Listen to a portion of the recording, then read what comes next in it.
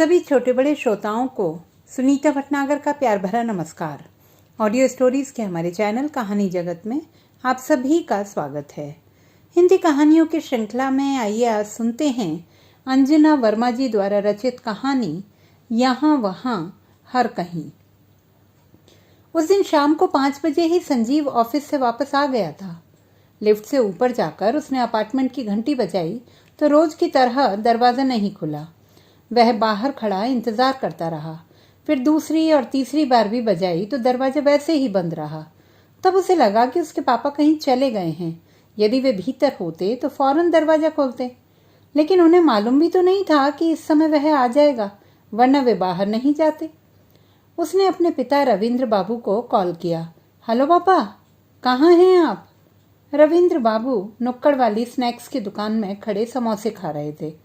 उन्होंने सोचा कि संजीव ऑफिस से फोन कर रहा है, इसीलिए इत्मीनान से बोले, संजीव कहो किस लिए फोन किया?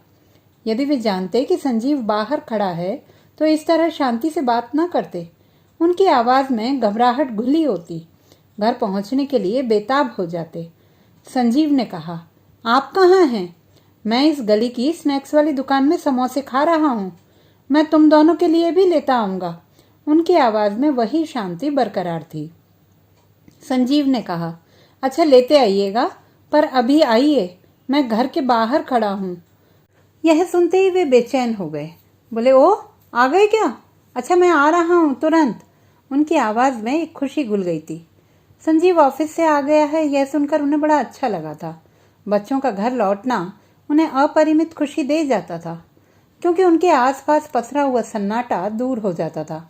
जल्दी जल्दी मुंह चलाकर वे मुंह में भरे समोसे को निगलने लगे। समोसा खाते हुए दुकानदार से बोले, अच्छा 4 समोसे और पैक कर दो। यह कहकर वे एक हाथ से पेपर प्लेट थामे हुए दूसरे हाथ से अपनी जेब में बटुआ टटोलने लगे, पर बटुआ तो लेकर चले ही नहीं थे, तो मिलता कैसे? टटोलते टटोलते यह बात महसूस हो गई। तब तक हाथों में कुछ खुदरे नोट आ गए थे। उन्हें उंगलियों में थाम कर दुकानदार की ओर बढ़ाते हुए बोले, लो भाई पैसे ले लो, बटुआ तो मैं घर पर ही भूल गया। दुकानदार ने नोट थामते हुए कहा, कोई बात नहीं थी, पैसे फिर मिल जाते। रविंद्र बाबू लगभग हर रोज इसी स्नैक्स की दुकान पर आते और कुछ न कुछ खाते थे। इसी से दुकानदार उन्हें पहचानता था। शाम के 4 बजते कि खाने से अधिक बाहर निकलने की इच्छा जोर मारने लगती थी। बाहर आकर लोगों को चलते फिरते आते जाते देखते तो उन्हें लगता कि उनकी नसों में भी खून दौड़ रहा है। तब अपने हिस्से के अकेलेपन में निष्क्रिय हुआ दिमाग पूरी तरह सक्रिय हो उठता। तरह तरह के ख्याल दिल की धड़कनों के साथ गुंथ जाते और वे पूरी जीजी विशा से भर उठते। रविंद्र बाबू ने पेपर प्लेट डस्टबिन के हवाले की और पेपर नैपकिन से हाथ पहुंचते हुए समोसों का पैकेट उठाया और चल दिए। 4 कदम चले होंगे तो मुंह में बसे स्वाद ने याद दिलाया कि वे पानी पीना तो भूल ही गए। सोचा चलो कोई बात नहीं, घर जाकर ही पी लेंगे। अभी बेचारा संजीव घर के बाहर खड़ा होगा थका मांदा। यह स्थिति बड़ी खराब होती है कि घर पहुंचो और घर में ताला बंद, पास में चाबी नहीं। संजीव ने एक चाबी सुरुचि को दे रखी थी और दूसरी वह खुद रखता था। सुरुचि ऑफिस से उसके पहले ही घर पहुंच जाती थी, अतः चाबी उसके पास रहनी चाहिए थी कि उसे इंतजार न करना पड़े। अभी पापा के आने पर उसने अपनी वाली चाबी पापा को दे दी। रविंद्र बाबू वहां पहुंचे तो देखा कि संजीव बैग लिए खड़ा है। उन्होंने अपनी जेब टटोल कर चाबी निकाली। संजीव ने चाबी उनके हाथ से ले ली, क्योंकि वह जानता था कि उन्हें चाबी की होल में घुमाने में समय लगेगा। उन्हें डबल लॉक वाले डोर खोलने की आदत नहीं थी। दरवाजा खोलकर संजीव ने अपना बैग सोफे पर डाला और बैठ गया। रविंद्र बाबू ममता भरी आंखों से उसे देखते हुए सोच रहे थे, बेचारे बच्चे 12-12 घंटे बहुराष्ट्रीय कंपनियों में खटते हैं, तब जाकर एक मोटी पगार घर में आती है। इन्हीं रुपयों से तो सब कुछ होता है, नहीं तो शहर में एक कोठरी भी ना हो पाए। उन्होंने पूछा, चाय पियोगे? बना दूं? संजीव ने कहा, नहीं, कॉफी पीकर आया हूं ऑफिस से, और आपसे मैं चाय बनवा कर पीऊंगा। फिर थोड़ी देर बाद बोला, सुरुचि अब आती ही होगी, वह तो बनाएगी ही। करीब घंटे भर बाद सुरुचि आई। वह भी संजीव की तरह ही थकी हुई थी। आते ही अपने कमरे से लगे वॉशरूम में हाथ मुंह धोने चली गई। फिर चाय बनाकर उसने एक एक कप संजीव और रविंद्र बाबू के सामने रख दी और अपना कप हाथ में लेकर टीवी धीमी आवाज में खोलकर बैठ गई। संजीव लैपटॉप पर व्यस्त हो गया। रविंद्र बाबू ने टोका, अब तुम्हें ऑफिस से कम काम था क्या कि यहाँ आकर भी लैपटॉप में सिर खपाने लगे? संजीव ने कहा, पापा आप नहीं समझिएगा, इससे कितनी सारी बातें हल हो जाती हैं, सारा काम ही हो जाता है इससे। यह सुनकर रविंद्र बाबू कुछ प्रशंसा और अचरज भरी दृष्टि से उसे देखने लगे। सुरुचि को शायद टीवी के प्रोग्राम अच्छे नहीं लग रहे थे, वह अपने कमरे में उठकर चली गई। यही दृश्य हर शाम का हुआ करता था और सवेरे का बिल्कुल इससे उल्टा। 9 बजते बजते संजीव और सुरुचि दोनों ही ऑफिस के लिए निकल जाते थे। तब घर में वे अकेले बच जाते, पिंजरे में बंद मैना की तरह झटपटाने लगते। कभी पेपर पढ़ते, कभी कोई पत्रिका उलटते, तो कभी टीवी ऑन करते। इन सब से जब ऊबते तो सो जाते। यहाँ किसी से उनकी जान पहचान न थी, न अपना कोई दोस्त ही था कि उसके यहाँ बैठकर कुछ वक्त गुजार लेते। उन्हें अपने बेटे के पास आए हुए 1 महीना हो गया था। एक नई दिनचर्या से उन्हें गुजरना पड़ रहा था। ऐसा न था कि वे कभी अपना घर शहर छोड़कर बाहर नहीं रहे। जब तक नौकरी में रहे कई जगहों पर गए, कितने तरह के लोगों और उनकी संस्कृतियों से मिलना जुलना हुआ। पर तब की बात और थी। एक पूरा परिवार था, पत्नी, छोटे छोटे बच्चे। दफ्तर से घर आते तो अपने को सबसे घिरा हुआ पाते। चारों ओर चहल पहल का माहौल था। अब वह बात न थी। अब उनकी पत्नी गुजर चुकी थी और साथ साथ एक लंबा वक्त भी। सदा बदलती रहने वाली दुनिया ने इतना बदल दिया था उनकी जिंदगी को। पहली बार जब वे इस महानगर में आए थे तो उन्हें अजीब लगा था कि यहाँ तो सारे दिन दरवाज़ा बंद रहता है। कई कई घंटे एकांत में बिताते हुए वे एक इंसान का चेहरा देखने को तरस जाते थे। जिस रात को वे आए उसके सवेरे आपस में कुछ बातचीत भी ना हुई और बेटा बहू दफ्तर चले गए तो वे बेचैन होने लगे कि तभी दरवाजे की घंटी बजी। वे खुश हुए कि चलो कोई तो आया, शायद पड़ोसी हो। पर पड़ोसी क्या दूसरे लोक में रहते थे? उनके फ्लैट भी दिन दिन भर बंद रहते। शाम को मियाँ बीवी थके मांदे लौटते तो बंद घर खुलता। उन्हें यह सब नहीं मालूम था, तभी सोच बैठे कि पड़ोसी आया होगा। खुश होकर दरवाज़ा खोला था उन्होंने। सामने खड़ा था नेपाली रसोइया। उन्हें याद आया कि जाते जाते सुरुचि बोल गई थी, पापा जी नेपाली खाना बनाने आएगा, जो मर्जी हो बनवा लीजिएगा, वह चाय कॉफ़ी भी बना देगा। नेपाली को देखकर वे मुस्कुरा उठे। बोले, तो तुम प्रीतम हो? हाँ साहब, उसने कहा था। ठीक है, आओ, मुझे सुरुचि ने तुम्हारे बारे में बताया था। आप भैया के पापा हो ना? हाँ, मुझे मालूम है, भाभी जी ने बोला था कि आप आएगा। वह पूरे अधिकार के साथ भीतर चला आया।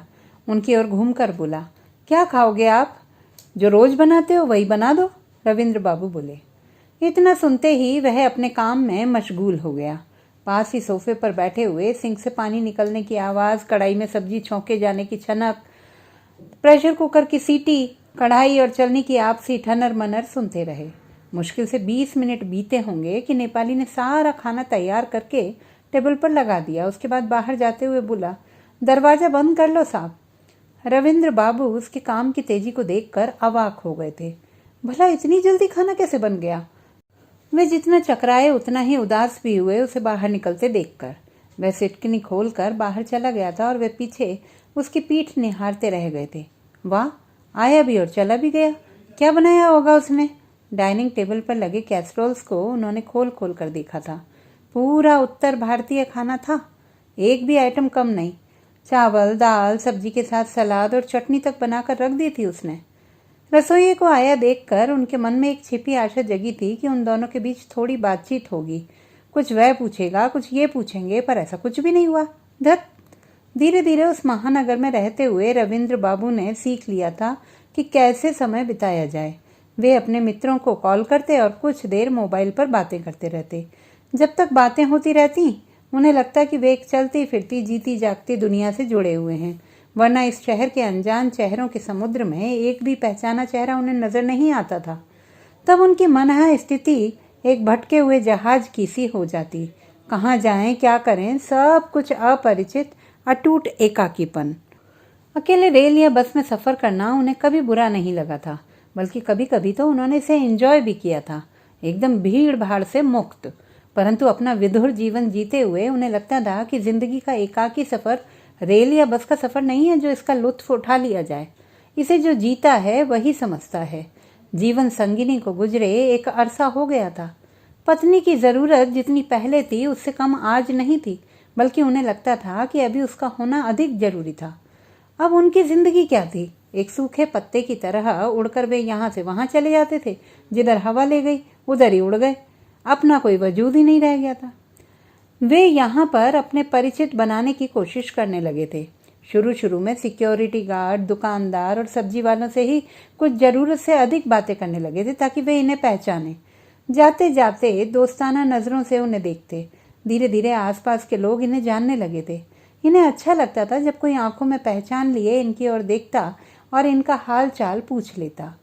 घर में सब्जी लाने का काम इन्होंने अपने जिम्मे ले लिया था कि इसी बहाने लोगों से कुछ बातचीत भी हो जाएगी। बातचीत करके थोड़ा प्रफुल्लित महसूस करते थे। फिर भी पूरे दिन की लंबाई में पसरा हुआ समय कटता ही नहीं था। खाना बन जाता था, कपड़े धुल जाते थे, काम खत्म है। खाना लगा हुआ है, वे खाएं या ना खाएं। निपट अकेले रहते हुए खाने की इच्छा भी दब जाती थी। कुछ कुछ करके समय को टुकड़ों टुकड़ों में काटने की कोशिश जी जान से जारी रहती थी। फ्लैट के पूरब में आंजनेय का मंदिर था। कभी कभी उधर निकल जाते। उत्तर की ओर बड़ा सुंदर गणेश मंदिर था। शाम को टहलते हुए किसी दिन उधर भी निकल जाते। दर्शन करके बाहर आते तो वहीं प्रांगण में बेंच पर शांति के साथ बैठकर समय बिताते। इतना करने पर भी समय बिताना मुश्किल था, खासकर दिन का। तो उन्होंने सोचा कि ठीक है, अब वे बालकनी में रखे गमलों में पानी डाल दिया करेंगे, कुछ समय इसमें भी कटेगा। यही सोचकर उन्होंने सुरुचि से एक दिन कहा था, बेटा इन गमलों को मैं ही सींच दिया करूंगा। जब तक मैं हूं तब तक तुम बाई को मना कर दो। सुरुचि बोली थी, पापा जी आप सींचेंगे तो बाई की आदत खराब हो जाएगी। गमले सींचना उसका काम है। यह सुनकर रविंद्र बाबू चुप हो गए थे। ठीक ही तो कह रही थी वह। अब 2 दिनों के लिए बाई की आदत क्यों खराब कर जाएं? उस दिन बेटा बहू के दफ्तर जाने के बाद उन्होंने अखबार उठा लिया था। अखबार की एक एक खबर पर नजर दौड़ाने लगे थे। रोज की तरह वे ही सारी बातें, राजनीतिक उथल पुथल, अपराध, उसमें भी बलात्कार। मन चिड़चिड़ा गया। एक भी खबर ऐसी नहीं थी कि मन खुश हो। उन्होंने अखबार एक और रख दिया। पत्रिकाएं तो पहले ही पढ़ी जा चुकी थी। अकेले बैठकर सोचने लगे कि क्या किया जाए। तभी कमरे के बाहर लगे गमलों की ओर उनका ध्यान गया। उनमें रोपे गए पौधों को देखकर वे सोचने लगे कि इन्हें देखकर तो पता ही नहीं चलता कि क्या मौसम है। सभी मौसमों में एक से ही रहते, क्या जाड़ा, क्या गर्मी, क्या बरसात। वे उठकर फूलों को निहारने लगे। तभी वे चौंके। नहीं, उनका सोचना सही नहीं था। अभी वसंत है और कुछ पौधों में सुआ पंखी कोपलें फूट रही हैं। यह देखकर अपने अकेलेपन में भी वे मुस्कुराने लगे। गौर से देखने के लिए अपना चश्मा ठीक कर वे पौधों पर झुक गए। वाह, कुदरत का करिश्मा! फूलों को सब पता है। उन्हें मालूम है कि वसंत आ रहा है। इस महानगर को मालूम हो ना हो, काम और जाम में फर्क पड़े या ना पड़े, वे अपनी मौन आवाज में कह रहे हैं। इनकी सुनता कौन है? वे उन पौधों से बातें करने लगे। बोले, तुम बोल रहे हो, मैं सुन रहा हूँ। मुझे भी मालूम है मेरे दोस्त कि वसंत आ गया है। अचानक उन्हें लगा कि जैसे कितने सारे नन्हे मुन्नों से घिरे हुए हैं वे। उनके इर्द गिर्द कितने सारे छोटे छोटे बच्चे हैं। उनकी बाहें हैं, बाहें नहीं पंख हैं, हरे हरे पंख। वे सब ढूंढ रहे हैं आकाश, हवा और उजाला। वे अपने को तितली जैसा हल्का महसूस करने लगे। कितनी हल्की हो गई थी उनकी सांसें। उन्होंने चारों ओर नजर घुमाई। हवा और आकाश को काटती हुई ऊंची ऊंची बिल्डिंगें थीं, पर इस बालकनी में थोड़ा आकाश था, उसका खुलापन था, थोड़ा जीवन था, थोड़ी ताजगी भी थी, थोड़ी संजीवनी भी। हाँ, अब यहीं बैठेंगे वे, हवा और आकाश से बातें करते हुए। यहीं से दुनिया भी दिखती है, लोग भी दिखते हैं। अब रोज उनके बैठने की प्रिय जगह वही बालकनी हो गई थी। वे रोज ध्यान से एक एक पौधे को देखते। पौधों में निकले अंकुए हर दिन थोड़ा बड़े हुए लगते थे। एक सरसों के बराबर उगा हुआ अंकुर छोटी छोटी पत्तियों में खुलने लगा था। देखते ही देखते कितनी ही धानी पत्तियां निकल आई थीं। पौधे झबरीले हो उठे थे। उस दिन वे शाम को सब्जी लेकर लौटे तो मन न होते हुए भी टीवी खोल दिया। अचानक उन्हें अपने जबड़ों में दर्द महसूस हुआ। फिर यह टीसता चला गया और इतना बड़ा कि दवा की जरूरत महसूस होने लगी। फोन करके संजीव को कहना चाहा कि लौटते हुए वह दवा लेता आए, पर उसे आने में अभी देर थी। दांत का दर्द इस तरह बर्दाश्त से बाहर हो चला था कि संजीव के आने तक वे इंतजार नहीं कर सकते थे।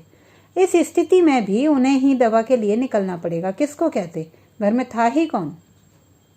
अतः वे दवा लाने चल दिए। दवा की दुकान नजदीक ही थी। शाम की स्याही घिरने लगी थी। सड़क पर वाहनों की आवाजाही बनी हुई थी। किनारे चलने वाले पदयात्रियों की भी कमी नहीं थी। इसी भीड़ में रविंद्र बाबू खींचे हुए चल रहे थे। कभी कभी उनका हाथ अपने दुखते हुए जबड़े पर चला जाता था। दर्द और भीड़ ने उन्हें कुछ इस तरह जकड़ लिया था कि उन्हें लगने लगा कि न जाने किस दुनिया में वे आ गए हैं। गाड़ियों की हेडलाइट से आंखें चौंधियाई जा रही थी। वे सड़क पार करने के लिए एक और खड़े थे, तभी एक स्कूटर उन्हें मारती हुई निकल गई। इसके बाद की बात उन्हें मालूम ही नहीं। आंखें खुली तो वे अस्पताल के बेड पर थे। बगल में खड़ी नर्स इंजेक्शन देने की तैयारी कर रही थी और संजीव पास में था। उन्हें होश में आया देख उसने पूछा, कैसे हैं पापा? पैरों में बहुत दर्द है और दांत में भी। क्या हुआ है मुझे? उन्होंने कराहते हुए कहा। संजीव बोला, आपको स्कूटर से धक्का लग गया था। हाँ, अभी याद आ रहा है। मैं दवा लाने निकला था क्योंकि दांत में बहुत दर्द हो रहा था। एक स्कूटर मुझे मारते हुए निकल गई थी। फिर पता नहीं क्या हुआ, मैं गिर गया था। आप स्कूटर के धक्के से गिरकर बेहोश हो गए थे। यह तो अच्छा हुआ कि वहाँ कुछ लोगों ने आपको पहचान लिया और आकर सिक्योरिटी गार्ड से कहा। उसी ने मुझे खबर की। रविंद्र बाबू सुनकर चुप रहे। उन्हें अब वह दुर्घटना याद आने लगी थी। संजीव ने कहा, पापा, आपने दवा के लिए मुझे फ़ोन कर दिया होता। आप स्वयं क्यों निकल गए? रविंद्र बाबू ने कराहते हुए कहा, दर्द इतना था कि मैं तुम्हारे आने तक इंतजार नहीं कर सकता था। संजीव बोला, खुशकिस्मती से आप बच गए पापा। आपको कुछ हो जाता तो? अभी रविंद्र बाबू भी यही सोच रहे थे कि वे भाग्य से बच गए। उनके पैरों की हड्डियां भी सही सलामत थीं। वे डर गए यह सोचकर कि अपाहिज भी तो हो सकते थे। तब उन्हें कौन देखता। अस्पताल से आने के बाद उन्होंने संजीव के यहाँ कुछ दिन और बिताए। अब वे सवेरे सैर के लिए उस समय जाते जब सड़क पर वाहन नहीं रहते। दुर्घटना के डर से बाहर ना निकलते, यह भी संभव ना था। इसीलिए वाहनों से बचते हुए वे फ्लैट से निकलकर स्नैक्स वाली दुकान से होते हुए अगले दोराहे तक जाते। फिर उस मुख्य सड़क को पकड़ते जिस पर बहुत कम गाड़ियां चलती थीं, साथ ही वह चौड़ी भी थी। वे सड़क के दोनों ओर लगे हुए पेड़ों को पहचानते हुए जाते। यह शिरीष है, यह गुलमोहर, यह अमलतास, यह लेगनटेशिया और यह न जाने क्या क्या। इस तरह वे एक अजीब आनंद से भर जाते थे। वे सोचने लगते कि यदि ये पेड़ ना होते तो न जाने दुनिया कैसी लगती, धरती कैसी दिखती, शायद केश रहित स्त्री की तरह कुरूप। एक दिन कुछ झिझकते हुए से संजीव से बोले, बेटा अब मैं वापस जाना चाहता हूँ, काफ़ी दिन हो गए यहाँ पर रहते हुए। संजीव ने कहा, क्यों? कुछ समय और रहिए ना हमारे साथ। क्या तकलीफ है आपको यहाँ पर? तकलीफ तो कुछ भी नहीं, तुम लोग इतना ध्यान रखते हो मेरा। फिर भी बहुत दिन हो गए बाहर निकले हुए, अब जाऊँगा। ठीक है, अगले सप्ताह के लिए टिकट करा दो। हवाई अड्डे पर रविंद्र बाबू अपनी ट्रॉली लुढ़काते हुए निकल रहे थे तो एक परिचित चेहरा सामने की भीड़ में खड़ा इनका इंतजार कर रहा था। ड्राइवर असलम ने मुस्कुराते हुए आगे बढ़कर इनके हाथ से ट्रॉली ले ली। कार पर बैठते ही इन्होंने अपने सर को पिछली सीट से टिका दिया था। कार पूरी रफ्तार से अपनी मंजिल की ओर बढ़ी जा रही थी। उन्होंने अपनी आंखें बंद कर ली। कार शहर से गुजरती हुई अपने गंतव्य की ओर मुड़ गई, जो 2.5 घंटे की दूरी पर स्थित था। सड़क के दाएं बाएं धूल में नहाए पेड़ पौधे खड़े थे। महुआ की महक समेटे हुए खुली हवा आई और प्राणों में उतर गई। घर के कमरे में दाखिल होते ही सन्नाटे ने उनके लिए बाहें फैला दी। उन्होंने सन्नाटे को आलिंगन में भर लिया। आगोश से छूटकर सन्नाटे ने कहा, मैंने तुम्हें बहुत मिस किया रविंद्र। रविंद्र बाबू ने कहा, मैंने भी तुम्हें बहुत मिस किया। तो दोस्तों, ये थी हमारी आज की कहानी।